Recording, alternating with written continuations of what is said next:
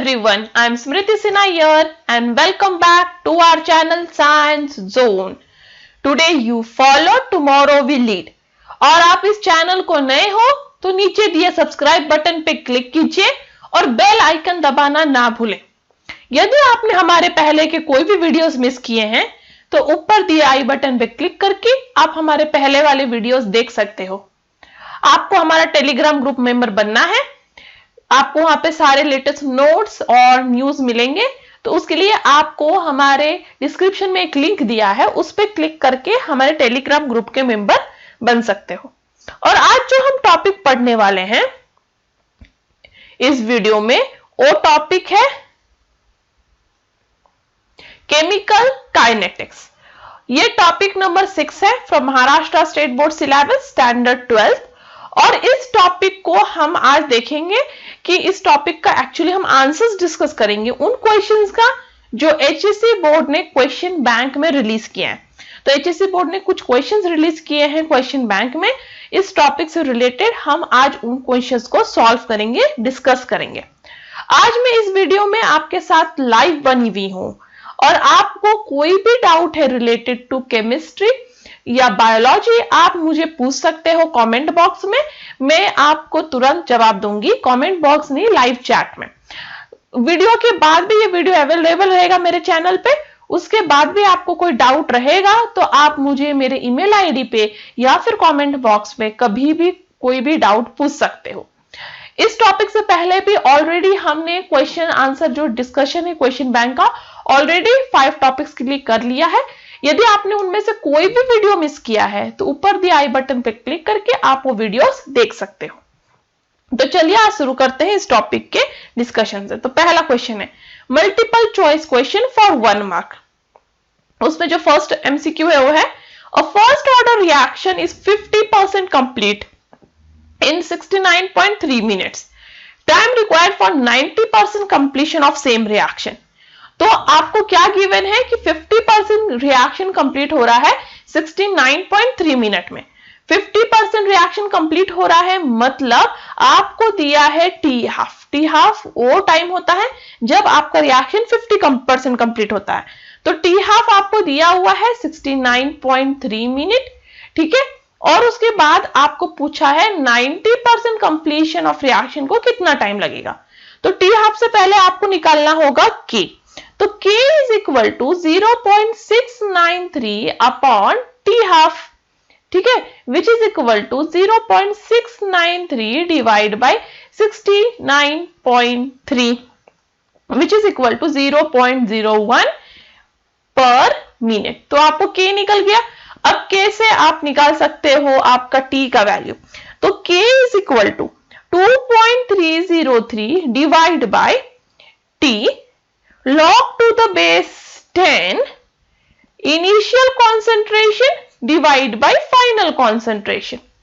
तो therefore T equals to 2.303 upon K का value कितना है 0.1 log to the base 10 initial concentration, ये परसेंटेज में दिया है इसलिए इनिशियल कॉन्सेंट्रेशन 100% है और रिएक्शन 90% कंप्लीट हो रहा है। ध्यान रखें, रिएक्शन 90% कंप्लीट हो रहा है मतलब रिमेनिंग कॉन्सेंट्रेशन कितना है 100 minus 90 that is 10% remaining concentration है क्योंकि 90% वो कंप्लीट हो रहा है। तो log to the base 10 100 upon 10 that is 10 log to the base 10 is 1, therefore T equals to 2.303 divided by 0.01 which is 230.3 minutes. इसलिए यहां पे आंसर है ऑप्शन ए। तो इससे पहले आपको K निकालना होगा, K को इस फॉर्मूले में डाल के आपको T फाइंड आउट कर सकते हो। Next, time required for 100% completion of zero order reaction is. तो जीरो ऑर्डर रिएक्शन को 100% कंप्लीट होने के लिए कितना टाइम लगेगा। तो उसका आंसर है A by K। तो ये ध्यान में रखिए और याद कर ले। Next, rate constant of a reaction is this, so the order of reaction is। तो आपको रेट कांस्टेंट का वैल्यू दिया है और ऑर्डर फाइंड आउट करने के लिए कहा है। तो सबसे सिंपल है ऑर्डर, यदि आपको रेट कांस्टेंट फाइंड आउट करना है तो आपको उसकी यूनिट पे ध्यान देना है। यहां यूनिट है पर सेकेंड और ये यूनिट पर सेकेंड आपको बता देगा कि पर सेकेंड यूनिट कौन से ऑर्डर ऑफ रिएक्शन के लिए होता है, फर्स्ट ऑर्डर, इसलिए आंसर है option A. Next, the rate law relates the rate of a chemical reaction in terms of, तो rate law rate of chemical reaction को किस टर्म में रिलेट करता है, वो रिलेट करता है मोल पर litre of reactant. Next, for the first order reaction the rate constant of decomposition is this much, so the half life period for decomposition in seconds is, तो ठीक है, आपको क्या दिया हुआ है, फर्स्ट ऑर्डर रिएक्शन में आपको ये प्रोवाइडेड है कि आपका जो फर्स्ट ऑर्डर रिएक्शन का K 6 × 10⁻⁻⁴ पर सेकेंड है। आपको क्या पूछा है, हाफ लाइफ पीरियड, तो आपको पता है T half is equal to 0.693 divided by K, which is equal to 0.693, ठीक है, 0.693 डिवाइड बाय 6 × 10⁻⁴, ठीक है। अब इसे आप सॉल्व कीजिएगा तो आपका आंसर आएगा 1155, अब ये हो जाएगा सेकेंड्स में, तो आपका हाफ लाइफ क्या है इस रिएक्शन का, 1155 सेकेंड्स। तो याद रखें यहाँ पे क्वेश्चन बैंक में इसका आंसर रॉन्ग दिया है, इसका आंसर होना चाहिए 1155 seconds. Next, order of reaction of which the rate unit is, तो रेट कांस्टेंट का ये यूनिट है, उस ऑर्डर, वो कौन सा ऑर्डर ऑफ रिएक्शन, तो जीरो ऑर्डर रिएक्शन है, क्योंकि जीरो ऑर्डर रिएक्शन का ही यूनिट ये होता है mole per decimetre cube per second.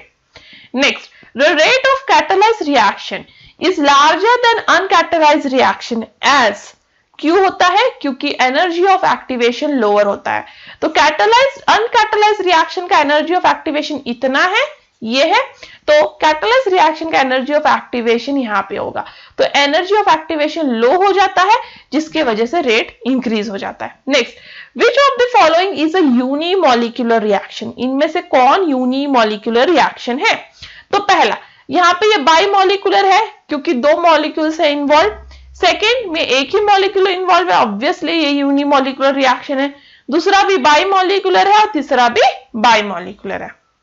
Next, effect of catalyst in a chemical reaction is to change the, तो कैटलिस्ट क्या करता है केमिकल रिएक्शन में, देखिए एनर्जी ऑफ एक्टिवेशन को क्या किया उसने, लो कर दिया, तो कैटलिस्ट केमिकल रिएक्शन में एक्टिवेशन एनर्जी को चेंज करता है। Next, very short answer questions 1 mark, तो ये 1 मार्क का वेरी शॉर्ट आंसर क्वेश्चंस है। पहला, give 1 example of pseudo first order reaction, तो सूडो फर्स्ट ऑर्डर रिएक्शन का एग्जांपल ये है, that is hydrolysis of Mithil acetate, तो यह है हाइड्रोलिसिस ऑफ मिथिल एसीटेट, तो मिथिल एसीटेट जब वाटर के साथ ट्रीट कीजिएगा तब आपको मिलेगा एसिड प्लस अल्कोहल। इसका रेट लॉ क्या कहता है कि rate is K dash Mithil acetate का कॉन्सेंट्रेशन एंड वाटर का कॉन्सेंट्रेशन, तो ये क्या कहता है कि ये एक्चुअली रिएक्शन सेकंड ऑर्डर होना चाहिए क्योंकि rate Mithil acetate plus water दोनों पे डिपेंड कर रहा है, but still if you find experimentally तो ये फर्स्ट ऑर्डर रिएक्शन है, इसलिए ये सूडो फर्स्ट ऑर्डर रिएक्शन है, क्योंकि यदि आप थियोरेटिकली जाए तो ये सेकंड ऑर्डर रिएक्शन है, बट एक्सपेरिमेंटली ये फर्स्ट ऑर्डर रिएक्शन, इसलिए इसे कहा जाता है सूडो फर्स्ट ऑर्डर रिएक्शन। तो यहाँ एग्जांपल है hydrolysis of Mithil acetate. Next question, right order of following reaction, तो ये रिएक्शन का ऑर्डर लिखना है, तो ये रिएक्शन का ऑर्डर आप याद रखें, 2NH3 gives N2 plus 3H2, और ये ऑर्डर जो है वो जीरो ऑर्डर रिएक्शन है। Next, identify molecularity of following reaction, तो इस रिएक्शन का आपको मॉलिक्यूलरिटी पता लगाना है, तो इथिल आयोडाइड जो देता है इथीन प्लस HI, तो इसका मॉलिक्यूलरिटी क्या है, तो इसमें एक ही रिएक्टेंट मॉलिक्यूल यूज हुआ है, इसलिए ये यूनिमॉलिक्यूलर रिएक्शन है और यहाँ पे मॉलिक्यूलरिटी 1 है, तो यहाँ पे मॉलिक्यूलरिटी ऑफ रिएक्शन क्या है 1, या फिर ये यूनिमॉलिक्यूलर रिएक्शन है क्योंकि इधर एक ही रिएक्टेंट मॉलिक्यूल है।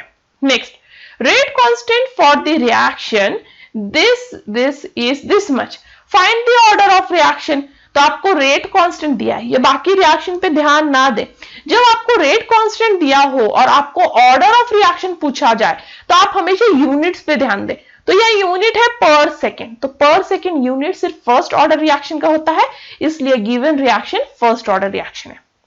Next, write a mathematical expression for integrated rate law for zero order reaction. तो zero order reaction का integrated rate law इस तरह से है, K into T equals to initial concentration minus final concentration. ठीक है, तो ये zero order reaction का mathematical expression है। Next, name the slowest step that determines the rate in a complex reaction. तो जो स्लोएस्ट स्टेप है जो कोई भी कॉम्प्लेक्स रिएक्शन में रेट डिटरमाइन करता है उसे कहते हैं rate determining step, that is RDS। Next, give one example of zero order reaction. तो जीरो ऑर्डर रिएक्शन का पहले भी हमने एक एग्जांपल देखा है, that is decomposition of ammonia on platinum metal, that is 2NH3 gas gives N2 gas plus 3H2 gas. Next question, for the reaction 2NO gas plus 2H2 gas gives N2 gas plus 2H2O gas, the rate law is, तो यहाँ पे rate law दिया हुआ है for given reaction। अब आपको बताना है overall order of reaction।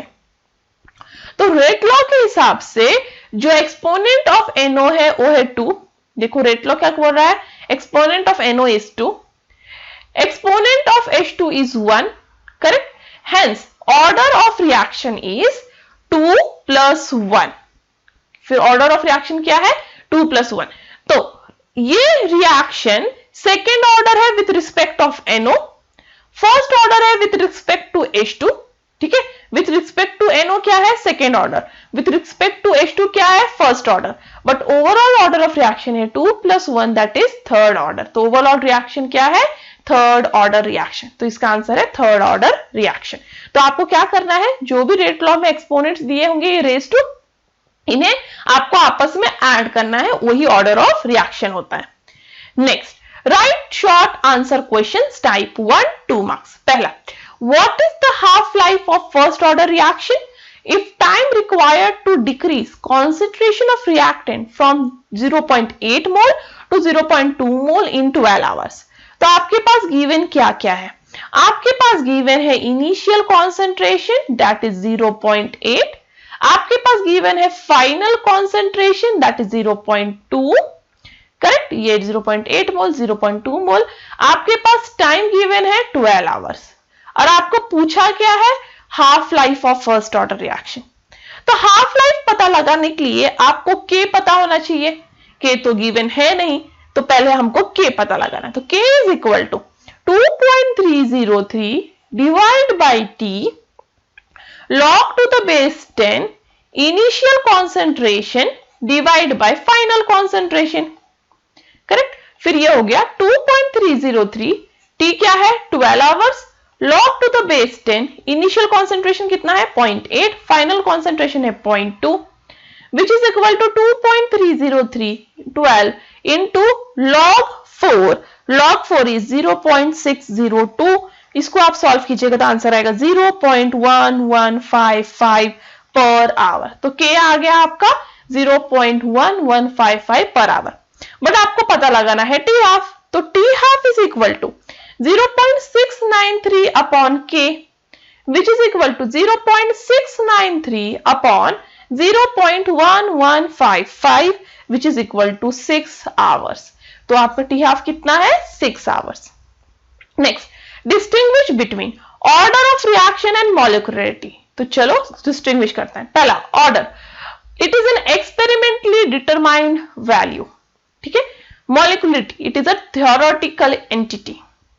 Order, it is the sum of powers of concentration terms of reactant, those appear in the rate equation। तो rate equation जो भी exponents दिखते हैं आपको उनको ऐड करना है, वो है order of reaction। Molecularity, it is the number of reactant molecules taking part in any eliminatory reaction। Order, it may be integer, fraction or zero। Molecularity, it is never integer and never zero। Next, for the reaction 2NO-Br gives 2NO2 plus Br2, तो उसका rate law दिया हुआ है ये। If rate of reaction is this much, ठीक है, ये rate of reaction है, When concentration of NOBr is this much, what would be its rate constant? ठीक है, आपको क्या पता लगाना है? K. रेट ऑफ रिएक्शन दिया है, कॉन्सेंट्रेशन ऑफ NOBr दिया है, आपको पता लगाना है K. सो यहां पे देखिए, rate is equal to K into concentration of NOBr raised to 2. Rate is equal to K, concentration of NOBr raised to 2. ये तो given ही है. Therefore, K is equal to rate divided by concentration of NOBr raised to 2. ये हो गया. Rate दिया हुआ है, rate provided है, वहां पे लिख दीजिए. कॉन्सेंट्रेशन ऑलरेडी प्रोवाइडेड है, इसका जस्ट स्क्वायर निकालना है आपको, और आप इसको सॉल्व कीजिएगा तो आपको आंसर मिलेगा 1.625 पर मोल लीटर पर सेकेंड. नेक्स्ट, राइट 4 की points about order of reaction. तो ऑर्डर ऑफ रिएक्शन के लिए 4 की पॉइंट्स लिखना है. पहला, order of any chemical reaction जो है वो एक एक्सपेरिमेंटली डिटरमाइंड वैल्यू होता है. दूसरा, ऑर्डर इंटीजर हो सकता है या फिर फ्रैक्शन हो सकता है. तीसरा, ऑर्डर ऑफ रिएक्शन 0 भी हो सकता है. चौथा, बहुत फ्यू रिएक्शंस आज तक नोन है जो थर्ड ऑर्डर की रिएक्शंस होते हैं. इसका मतलब ये है reactions with higher order is very few. तो जो भी रिएक्शंस है जो थर्ड ऑर्डर के ऊपर होते हैं, fourth order, fifth order, sixth order reactions, वो बहुत फ्यू या स्कैंटी इन नंबर है. Next, explain pseudo first order reaction with suitable example. ठीक है, आपको pseudo first order reaction explain करना है सुटेबल एग्जाम्पल. तो चलिए, सर्टेन कोई भी रिएक्शन को एक्सपेक्टेड किया जाता है कि वो हायर ऑर्डर का हो, बट स्टिल फॉलो करता है फर्स्ट ऑर्डर रिएक्शन, उन रिएक्शन को कहते हैं सूडो फर्स्ट ऑर्डर रिएक्शन.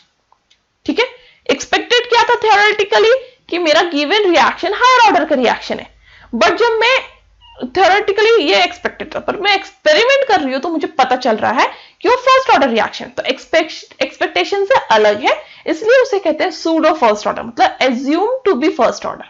उसका एग्जांपल है हाइड्रोलिसिस ऑफ मिथिल एसिटेट. तो methyl acetate plus water gives acetic acid plus methanol.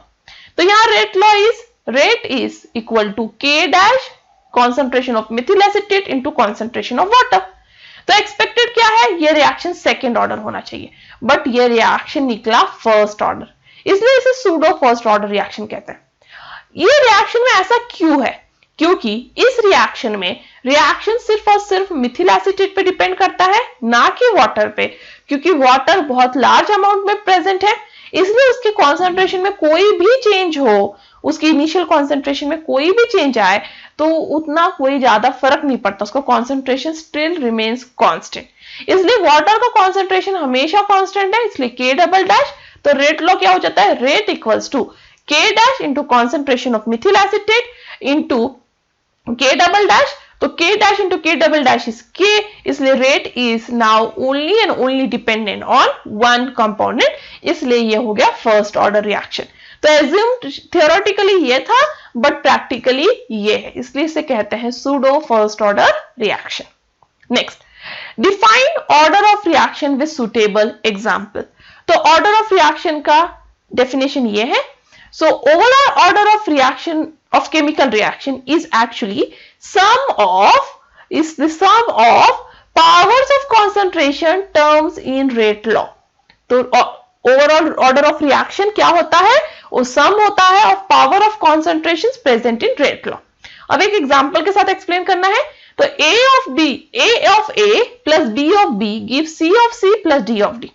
तो यहाँ रेट ऑफ रिएक्शन क्या है, rate equals to K concentration of A raised to X into concentration of B raised to Y. ठीक है, ये हुआ rate of reaction. तो यहाँ ऑर्डर ऑफ रिएक्शन क्या है, sum of X plus Y.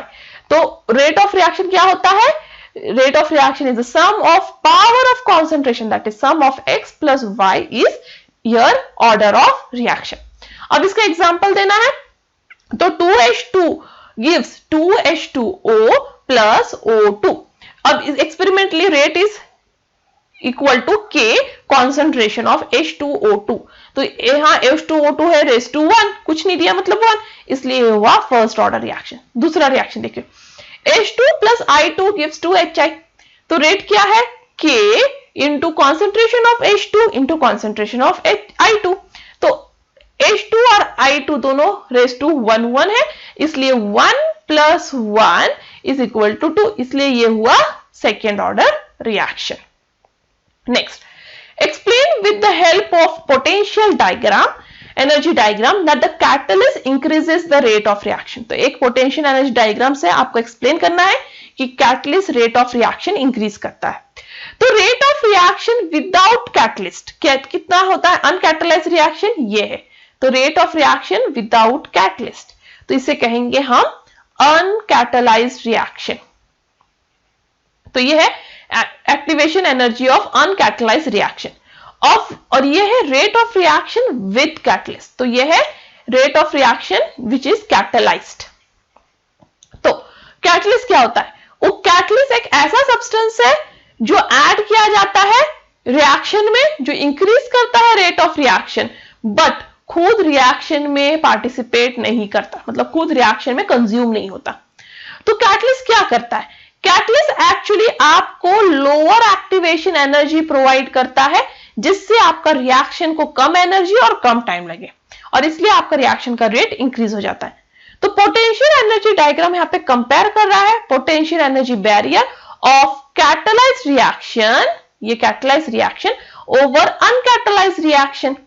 और आप देख सकते हो अनकैटलाइज्ड रिएक्शन का EA जो एक्टिवेशन एनर्जी है, EA मतलब एक्टिवेशन एनर्जी, वो लार्ज है than that of the same reaction का in the presence of catalyst. तो ये दोनों जो पीक्स है सेम रिएक्शन के लिए है, एक अनकैटलाइज्ड जहां कैटलिस्ट नहीं प्रेजेंट था और एक कैटलाइज्ड जहां कैटलिस्ट प्रेजेंट है। तो कैटलिस्ट क्या कर रहा है? एक्टिवेशन एनर्जी डिक्रीज कर रहा है, जिससे increase in rate of reaction हो रहा है। Next, short answer questions type 2 3 marks. पहला, derive an integrated rate law expression for first order reaction A gives B plus C।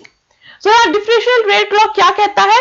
Rate is equal to A will give B plus C, correct? तो rate is equal to minus concentration of A divided by dt, मतलब rate is K into concentration of A। तो ये हो गया आपका rate, जहां A square bracket concentration of reactant और T होता है टाइम। अब इस इक्वेशन को 1 नंबर दिया, इस इक्वेशन को रीअरेंज करो तो हो जाएगा dA upon A equals to minus K dt, correct? तो dA, यहां पे dA, ये A यहां ले लीजिए और dt को यहां ले लीजिए, तो ये आपको ये इक्वेशन 2 मिलेगा। अब सपोज A0 जो है इनिशियल कॉन्सेंट्रेशन है of reactant eight time t0। तो A0 क्या है? Initial concentration of reactant eight time t0। और सपोज AT है final concentration of reaction at time t। तो अब इक्वेशन 2 में आपको A0 और A इनपुट करना है। तो अब A is equal to A0 at time t0 and A is equal to AT at time t। तो अब इंटीग्रेट कीजिए ये क्वेश्चन इक्वेशन नंबर 2 को। तो ये इंटीग्रेट करने के बाद आपको ऑन इंटीग्रेशन ये मिलता है ln of A raise to AT down A0 equal to minus K T raise to T to 0, मतलब इंटीग्रेटेड टू T टू 0। अब सब्स्टिट्यूशन ऑफ लिमिट्स करोगे तो आपको मिलेगा ln AT minus ln A0 equal to minus KT। इसको minus पता है ना, ln में माइनस साइन मतलब उसको डिवाइड करना है, तो ln AT upon A0 equals to minus KT। Therefore, K equals to 1 upon T ln A0 divided by AT। But ln को आपको निकालना है, log to the base 10 लिखना है, इसलिए आप उसको 2.303 से मल्टीप्लाई करोगे। तो final integrated first order reaction है K equals to 2.303 upon T log to the base 10 A0 upon AT। ये क्वेश्चन बहुत इंपॉर्टेंट है, मैं कहूंगी ये क्वेश्चन को बिल्कुल स्किप ना करें, इसको फिक्स प्रिपेयर करें, ये फिक्स एग्जाम में आ सकता है। तो याद रखें K is equal to 2.303 divide by T log to the base 10 A0 upon AT। यदि क्वेश्चन डायरेक्टली ना आए तो इस फॉर्मूले पे बेस्ड एक न्यूमेरिकल तो 3 या 4 मार्क का फिक्स आएगा, इसलिए प्रिपेयर कर ही लें इसे। Next, define molecularity and the rate constant of first order reaction is this much. Calculate the time required for 80% of reactant to decompose. तो रेट कांस्टेंट मतलब K आपको प्रोवाइडेड है फर्स्ट ऑर्डर रिएक्शन का, और आपको कैलकुलेट करना है कि कितना टाइम लगेगा 80% रिएक्टेंट को डिकम्पोज होने के लिए। मतलब आपका A0 इस केस में रहेगा 100, करेक्ट, क्योंकि परसेंटेज में तो A0 इनिशियल कॉन्सेंट्रेशन 100 है और 80 आपका होगा 20, क्योंकि 80% तो रिएक्टेंट कंज्यूम हो गया है, तो रिमेनिंग कितना है 20। तो सबसे पहले हम मॉलिक्यूलरिटी ऑफ रिएक्शन को डिफाइन करते हैं। तो molecularity of reaction is the number of reactant molecules taking part in the reaction. कितना number of reactant molecule participate हो रहा है रिएक्शन में, उसे कहते हैं मॉलिक्यूलरिटी ऑफ रिएक्शन। तो 2NO2 gives 2NO plus O2। तो यहाँ पे 2 मॉलिक्यूल्स पार्टिसिपेट हो रहे हैं, तो यहाँ पे 2 रिएक्टेंट मॉलिक्यूल्स पार्टिसिपेट हो रहे हैं रिएक्शन में, इसलिए मॉलिक्यूलरिटी है बाइमॉलिक्यूलर या मॉलिक्यूलरिटी है 2। तो मॉलिक्यूलरिटी ऑफ रिएक्शन क्या है? Number of reactant molecules participating in reaction. अब हम ये प्रॉब्लम सॉल्व करते हैं। हमारे पास है A0, AT, T और हमें फाइंड आउट करना है K। तो हमारा फॉर्मूला तो आपको पता ही है, K equals to 2.303 divide by T log to the base 10 initial concentration divide by final concentration. तो 2.303 T दिया हुआ है 1.386 मिनट। अभी आपको यहाँ पे यहाँ पे आपको एक्चुअली K दिया हुआ है, नॉट T, K दिया हुआ है, आपको T फाइंड आउट करना है। तो आप एक्चुअली इस इक्वेशन को ना क्या कीजिए, यहाँ पे चेंजेस करना पड़ेगा आपको। तो यहाँ पे इसको ऐसे लिखिए, therefore T इक्वल्स टू, क्योंकि आपको T पता लगाना है, K दिया हुआ है, तो 2.303 divide by K log to the base 10 A0 upon AT। अब आपको T पता लगाना है, तो 2.303 K क्या है आपका 1.386 into log to the base 10 initial concentration is 100, final is 20, क्योंकि 80% डिकम्पोज हो गया है, which is equal to 2.303 divided by 1.386 into log to the base 10 of 5, क्योंकि 100 divided by 20 is 5, करेक्ट। तो ये हो जाएगा 0.6989 और इसे सॉल्व कीजिएगा तो आंसर आएगा 1.162 मिनट। तो आपका टाइम कितना है T 1.162 minute. Next, a reaction occur in following step. तो आपको ये रिएक्शन है जो फॉलोइंग स्टेप में अकर हो रहा है, उसमें आपको पहले पता लगाना है equation, right equation of overall reaction. तो पहले हम इक्वेशन लिखते हैं ओवरऑल रिएक्शन का। तो ये फर्स्ट स्टेप है रिएक्शन का, ये सेकेंड स्टेप, आपको ओवरऑल स्टेप पता लगाना है। तो आपको पता है जो सेम चीजें होती हैं अपोजिट साइड में कैंसिल होती हैं। तो ये राइट साइड में है एक F और एक लेफ्ट साइड में, दोनों कैंसिल हो जाएंगे। बाकी तो डिफरेंट यूनिट्स हैं, जो सेम साइड में वो ऐड होते हैं, अपोजिट साइड में कैंसिल होते हैं। तो अब ओवरऑल रिएक्शन क्या हो गया, देखिए एक N2 यहाँ, एक N2 यहाँ, इसलिए 2N2 नहीं, NO2 NO2। तो एक NO2 यहाँ, एक NO2 यहाँ, इसलिए 2NO2। एक ही F2 है इसलिए प्लस F2। एक NO2F यहाँ, एक NO2F यहाँ, इसलिए 2NO2F। तो इस तरह से आपका ओवरऑल रिएक्शन हो गया। तो कितने भी स्टेप्स दिए हो याद रखिए, अपोजिट साइड के सेम चीजें कट होती हैं और सेम साइड की चीजें जो है वो ऐड होती हैं। हो गया। Next, right the rate law. अब इसका रेट लॉ लिखना है। तो उन्होंने बता दिया है कि फर्स्ट स्टेप जो है वो स्लो स्टेप है, इसलिए रेट लॉ ऑफ रिएक्शन जो है वो प्रिडिक्ट करता है उसका स्टोइचियोमेट्री। दस rate is equal to K into concentration of NO2 into concentration of F2। तो हम लोग रेट लॉ जो है वो सिर्फ फर्स्ट इक्वेशन के बेसिस पे लिख रहे हैं। क्यों हम रेट लॉ सिर्फ फर्स्ट इक्वेशन के बेसिस पे लिख रहे हैं? क्योंकि वो ही स्लो स्टेप है और स्लो स्टेप से ही हम रेट लॉ लिखते हैं, इसलिए rate equals to K into concentration of N2 into concentration of F2। Second, identify reaction intermediate. तो जो F है वो कॉमन है स्टेप 1 और स्टेप 2 में, इसलिए F स्टेप 1 में प्रोड्यूस हो रहा है और कंज्यूम हो रहा है स्टेप 2 में, इसलिए F आपका हुआ reaction intermediate. Next, define half life of reaction, write units of rate constant of first and second and first and zero order reaction. तो हाफ लाइफ ऑफ रिएक्शन को पहले डिफाइन करें। तो half life of any reaction is time required for reactant concentration to fall to 1/2 of its initial value। तो half life of reaction क्या होता है, reactant का जो भी कॉन्सेंट्रेशन है वो हाफ होने के लिए कितना टाइम लगेगा उसे कहते हैं हाफ लाइफ ऑफ रिएक्शन। अब rate constant for first and zero order reaction, तो rate constant for first order reaction is per second और पर मिनट और पर आवर, तीनों में से कुछ भी हो सकता है। फॉर जीरो ऑर्डर रिएक्शन के लिए है मोल पर डेसीमीटर क्यूब पर time. Next, write an expression for instantaneous rate of reaction 2N2O gives 4NO2 plus O2 and what is the order of reaction। तो इसका instantaneous rate लिखना है, तो यहां rate of reaction is equal to, अभी ये reactant का concentration decrease होगा इसलिए हो जाएगा हाफ DN2O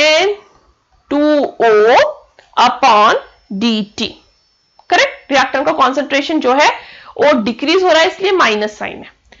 विथ, अब प्रोडक्ट का तो कॉन्सेंट्रेशन जो है इंक्रीज होगा इसलिए अब ये हो जाएगा 1/4, जो 4 है वो हो जाएगा 1/4, जो भी यहाँ पे दिया रहता है ना 1/, हो जाता है, तो ये 1/4 और यहाँ पे माइनस साइन नहीं होगा क्योंकि प्रोडक्ट फॉर्म हो रहा है, तो प्रोडक्ट का कॉन्सेंट्रेशन इंक्रीज हो रहा है तो वो माइनस नहीं है, तो DNO2 upon dt which is equal to, O2 तो 1 है इसलिए कुछ नहीं लिखना है, DO2 अपॉन dt। तो ये हो गया आपका रेट ऑफ रिएक्शन। तो rate of reaction with respect to N2O जो है वो डिक्रीज हो रहा है इसलिए minus, but with respect to NO2 and O2 increase हो रहा है इसलिए पॉजिटिव। तो इंस्टेंटेनियस रेट ऑफ रिएक्शन ये हो गया। अब आपको बोला है what is the order of reaction, तो यहां पे जो है आपका rate of reaction is directly proportional to N2O, therefore rate is equal to K N2O।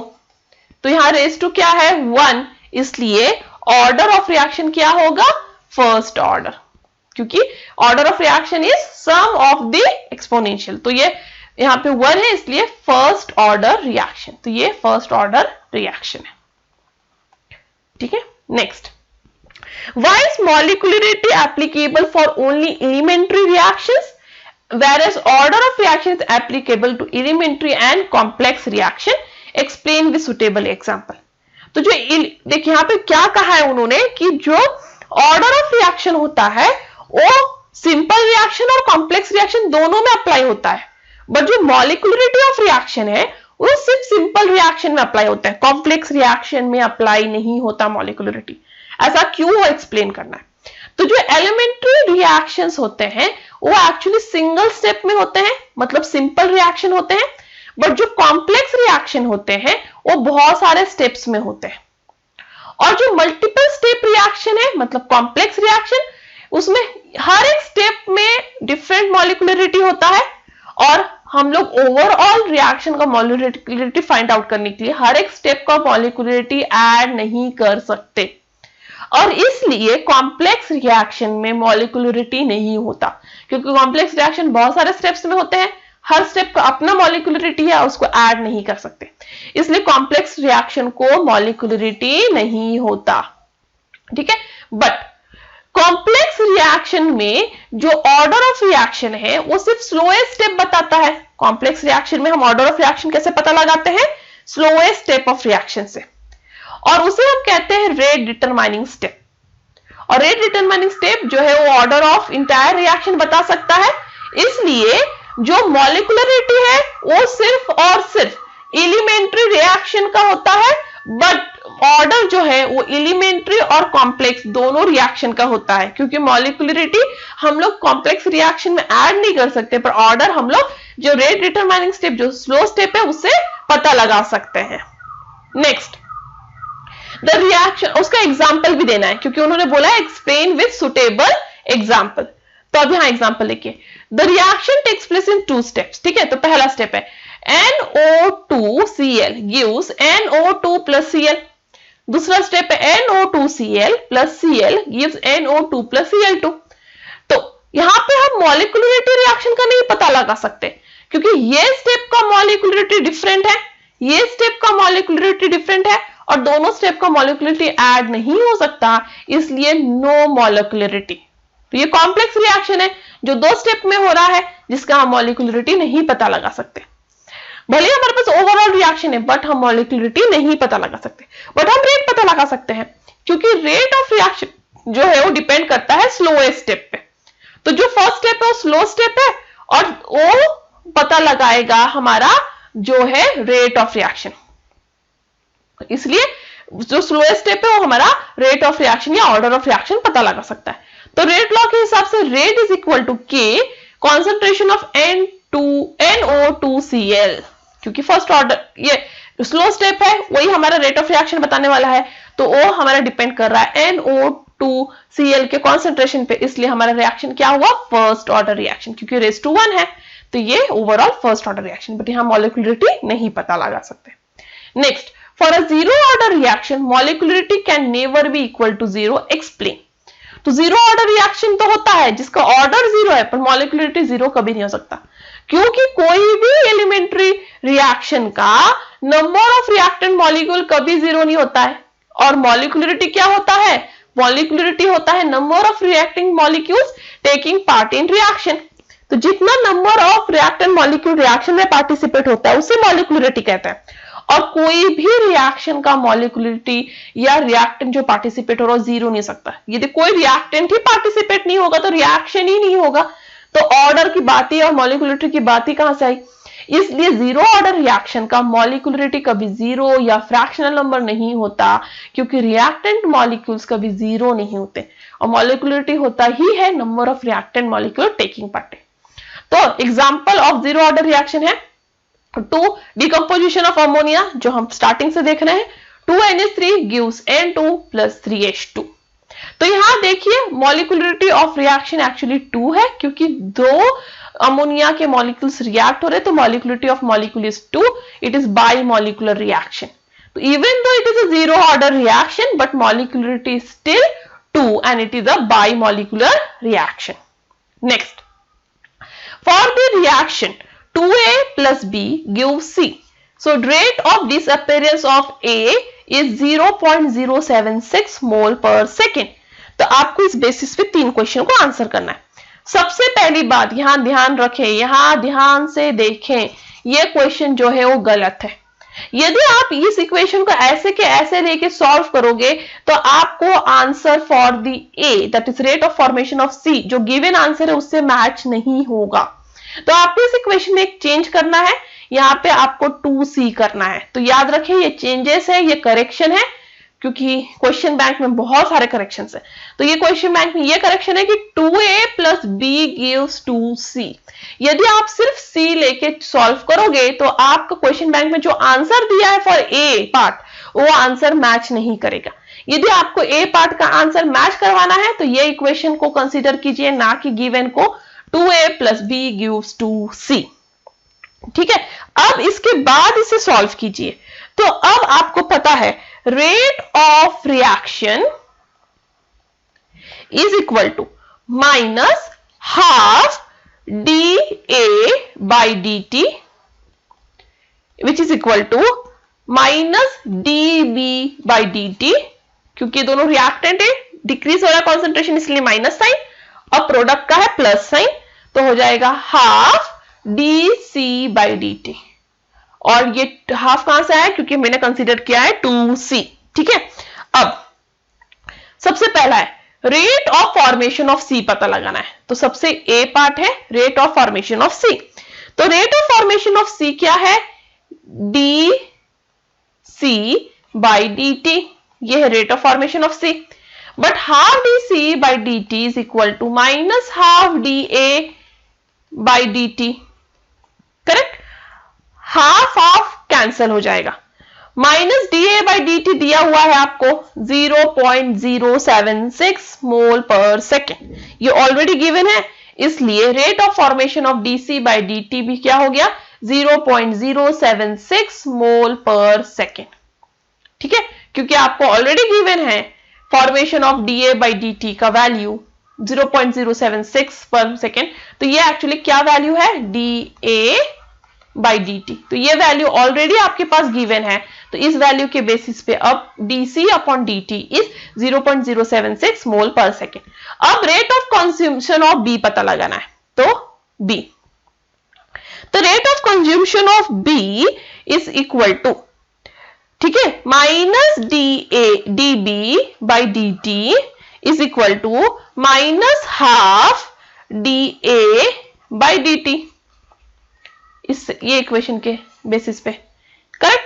तो अब rate of consumption of dB by dt is equal to minus half into जो भी वैल्यू दिया 0.076, क्योंकि dA by dt 0.076।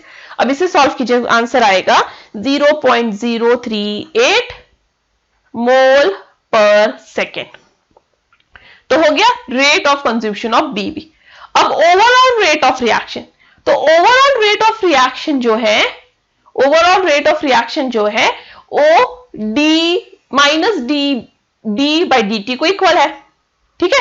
Overall rate of reaction किसको equal है, minus dB by dt। Minus dB by dt क्या है, 0.038, इसलिए ओवरऑल रेट ऑफ रिएक्शन भी क्या हो गया, 0.038। तो याद रखें rate of formation of C कितना आया, 0.076, क्योंकि हाफ हाफ यहां पे कैंसिल हो रहा है, तो rate of formation of C is equal to rate of consumption of A, इसलिए हो गया 0.076।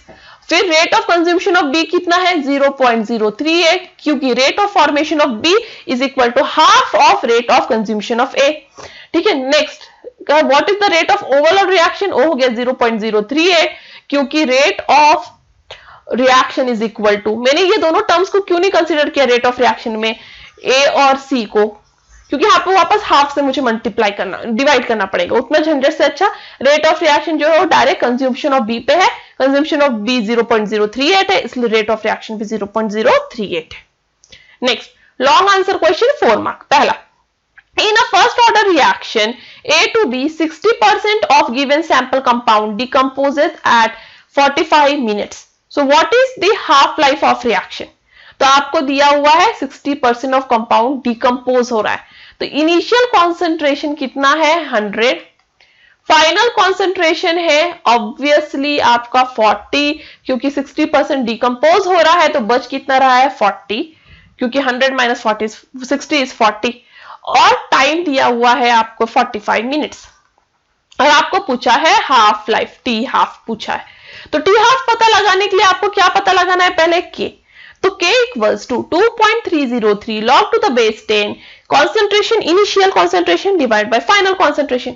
इनिशियल कॉन्सेंट्रेशन पता है, फाइनल कॉन्सेंट्रेशन है 100 माइनस 60 दैट इज 40, टाइम पता है, तो ये सारे वैल्यूज आप इस फॉर्मूले में डालें तो आपको K मिल जाएगा 0.0204 पर मिनट। एक बार K मिल गया तो टी हाफ पता लगा सकते हैं, T half equal to 0.693 divide by K, which is equal to 0.693 divide by K कितना था आपका, अभी आपने पता लगाया 0.0204 पर मिनट। इसको सॉल्व करें तो आंसर मिलेगा 34 minute. Next part of question ये पूछा है कि अबाउ रेट लॉ इक्वेशन के हिसाब से ये अबाउ रिएक्शन रेट लॉ लिखना है for about first order reaction. तो फर्स्ट ऑर्डर रिएक्शन के लिए रेट लॉ लिखना है, तो rate of reaction is directly proportional to concentration of A which is equal to K into concentration of A। तो rate is equal to K into concentration of A, ये हो गया आपका equation for first order reaction. Next, derive an expression for relationship between half life and rate constant of first order reaction. ये first part है question का। Second part है कि half life of first order reaction दिया हुआ है और आपको बताना है कि कितना टाइम लगेगा 20% ऑफ रिएक्टेंट को डिसअपियर होने पे। तो ये सेकंड पार्ट हुआ, तो इसे हम बाद में ध्यान देंगे, पहले हम डिराइव करेंगे relation between half life and rate constant of first order reaction. तो जो इंटीग्रेटेड रेट लॉ है फर्स्ट ऑर्डर रिएक्शन को क्या बोलता है, वो बोलता है K is equal to 2.303 divide by T log to the base 10 initial concentration divide by final concentration. तो ये आपको मिल गया किसका वैल्यू, इंटीग्रेटेड रेट लॉ का फर्स्ट ऑर्डर का वैल्यू। फिर जहां A0 जो है वो है initial concentration of reactant at T0, AT है जो है final concentration at time T, और time required for A0 to become A0 by 2 is T half. तो T हाफ क्या होता है? इनिशियल कॉन्सेंट्रेशन को हाफ होने का टाइम। तो T हाफ मतलब है A0 divide by 2 is equal to T half, बराबर। तो AT that is equal to A0 by 2 where T equals to T half. तो जब टाइम आपका हाफ हो जाएगा तब आपका कॉन्सेंट्रेशन भी, इनिशियल कॉन्सेंट्रेशन भी आपका हाफ हो जाएगा। तो अब आपको इनिशियल कॉन्सेंट्रेशन तो A0 ही रखोगे आप, ठीक है। जो इनिशियल कॉन्सेंट्रेशन है तो वो तो वही रहेगा, जो आपका इनिशियल कॉन्सेंट्रेशन वही रहता है, ठीक है। जो फाइनल कॉन्सेंट्रेशन है अब वो क्या हो गया? A0 बाई 2, क्योंकि T हाफ पे आपका फाइनल कॉन्सेंट्रेशन हाफ हो जाता है। इसलिए अब वो वैल्यू यहाँ पे पुट करो, ये वाला वैल्यू यहाँ पे पुट कीजिए, तो हो जाएगा K equals to 2.303 divide by T half log to the base 10 initial concentration divide by initial concentration by 2। तो अब यहाँ पे A0 कैंसल, ये 2 पर चलाएगा तो log टू द बेस 10 2 हो जाएगा। तो अब इसे सॉल्व कीजिएगा, log to the base 10 2 is 0.3010। तो 2.303 into 0.3010 is 0.693, therefore K equals to 0.693 divided by T half। तो ये हो गया आपका relationship between half life and rate constant of first order reaction. इसे दूसरे फॉर्म में भी लिख सकते हो, T half equals to 0.693 divide by K, not K half, ये टेक्स्ट बुक में करेक्शन है, divide by K। Next, give one example of first order reaction where order and molecularity are same। देखिए question बहुत सारे parts में है तो मैं इसे पार्ट बाय पार्ट सॉल्व करूंगी। पहले मैं ये पार्ट सॉल्व कर रही हूँ जहां आपको एक एग्जांपल देना है जहां ऑर्डर और मॉलिक्यूलरिटी ऑफ रिएक्शन सेम है। तो rate law for elementary reaction 2NO2 gives 2NO2 plus O2। इसका जो रेट है वो ये है, rate is equal to KNO2 raised to 2, ठीक है। तो ये रिएक्शन क्या है? सेकेंड ऑर्डर, क्योंकि एक्सपोनेंशियल 2 है, पावर 2 है, इसलिए यहाँ पे ऑर्डर क्या है? Second order reaction. मॉलिक्यूलरिटी भी 2 है क्योंकि 2 नंबर ऑफ मॉलिक्यूल्स पार्टिसिपेट हो रहे हैं, इसलिए ये मॉलिक्यूलरिटी भी 2 है और ऑर्डर भी 2 है। तो ये सेकेंड ऑर्डर रिएक्शन है, बाय मॉलिक्यूलर है। तो ये एग्जांपल है जहां ऑर्डर और मॉलिक्यूलरिटी सेम है। नेक्स्ट पार्ट ऑफ क्वेश्चन है, mention any 2 factors that influence rate of chemical reaction. तो ये सेकेंड पार्ट है। तो rate of chemical reactions is influenced by, पहला रिएक्टेंट कॉन्सेंट्रेशन, क्योंकि rate of chemical reaction directly depend करता है रिएक्टेंट के कॉन्सेंट्रेशन पे। तो जब इंक्रीज हो जाता है कॉन्सेंट्रेशन ऑफ रिएक्टेंट, एक या एक से ज्यादा रिएक्टेंट का कॉन्सेंट्रेशन यदि इंक्रीज हो जाए तो often increase in rate of reaction देखने के लिए मिलेगा। या फिर फिजिकल स्टेट ऑफ रिएक्टेंट पे भी रेट ऑफ रिएक्शन डिपेंड करता है कि उसका सरफेस एरिया कितना है। दूसरा, टेम्परेचर ऑफ रिएक्शन पे भी रेट ऑफ रिएक्शन डिपेंड करता है। कुछ रिएक्शन टेम्परेचर के साथ इंक्रीज होते हैं, कुछ जो है डिक्रीज होते हैं। Next, presence of catalyst. तो इनमें से कोई भी, ये 4 में से कोई भी 2 फैक्टर लिख दीजिए जो रेट ऑफ रिएक्शन को इन्फ्लुएंस करेगा। नेक्स्ट पार्ट है इस क्वेश्चन का, if for a reaction A gives product, a straight line graph passing through origin is obtained between rate of reaction against concentration A, what would be the order of reaction Y। तो उन्होंने क्या पूछा है कि यदि आप ये reaction को कंसीडर करें जो A प्रोडक्ट दे रहा है, एक ग्राफ मिलेगा जहां स्ट्रेट लाइन जाएगा थ्रू ओरिजिन और ये स्ट्रेट लाइन जो है प्लॉट हुआ है अगेंस्ट द इनिशियल कॉन्सेंट्रेशन, ठीक है, इनिशियल कॉन्सेंट्रेशन एंड रेट। तो ऐसे वाले ग्राफ वो है, वो कौन से ऑर्डर ऑफ रिएक्शन पे डिपेंड होते हैं? Y। तो यदि आप ये रिएक्शन को कंसीडर करें A gives P, तो वहां rate is equal to minus DA by DT which is equal to KA by T plus 0। तो यहां पे जो है DA by DT is Y, KM AX और 0 C।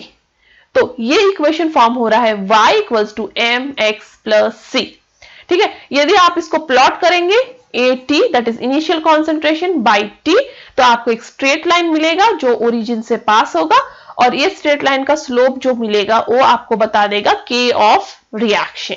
और ये जो है, ये वाला जो ग्राफ है वो एक्चुअली है फर्स्ट ऑर्डर रिएक्शन का, ठीक है। और फर्स्ट ऑर्डर रिएक्शन को ऐसा ग्राफ क्यों मिलता है? यदि आप रेट और इनिशियल कॉन्सेंट्रेशन को प्लॉट करें तो थ्रू ओरिजिन क्यों पास होता है? क्योंकि rate of first order reaction is directly proportional to concentration of the reactant, वो डायरेक्टली प्रोपोर्शनल होता है। तो रेट बढ़ेगा मतलब यदि यहाँ पे इनिशियल कॉन्सेंट्रेशन ऑफ रिएक्शन पे डिपेंड करेगा तो रेट जो है बढ़ रहा है, मतलब इनिशियल कॉन्सेंट्रेशन भी रिएक्टेंट का बढ़ा रहे हो। तो जैसे जैसे आप कॉन्सेंट्रेशन रिएक्टेंट का बढ़ाओगे रेट भी बढ़ेगा। तो इसलिए ये ग्राफ फर्स्ट ऑर्डर रिएक्शन है और ओरिजिन थ्रू पास होता है। And that's all for today. Thank you.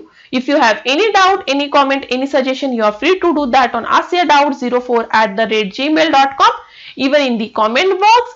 आपको ये वीडियो अच्छा लगा हो तो लाइक कीजिए, शेयर कीजिए और ज्यादा से ज्यादा सब्सक्राइब कीजिए। और जाने से पहले ये याद रखें कि एग्जाम पास आ रहा है, इसलिए जल्दी जल्दी प्रिपेयर कीजिए। जल्द से जल्द मैं पीडीएफ भी आपको प्रोवाइड करती जा रही हूँ, मेरे टेलीग्राम ग्रुप पे भी और यहाँ के कम्युनिटी सेक्शन पे भी। अब मैं डिस्क्रिप्शन में भी पीडीएफ का लिंक डाल रही हूँ, तो आप वहां से डाउनलोड कर सकते हो, स्टडी कर सकते हो। And stay tune. और मेरे साथ यहाँ बने रहने के लिए थैंक यू।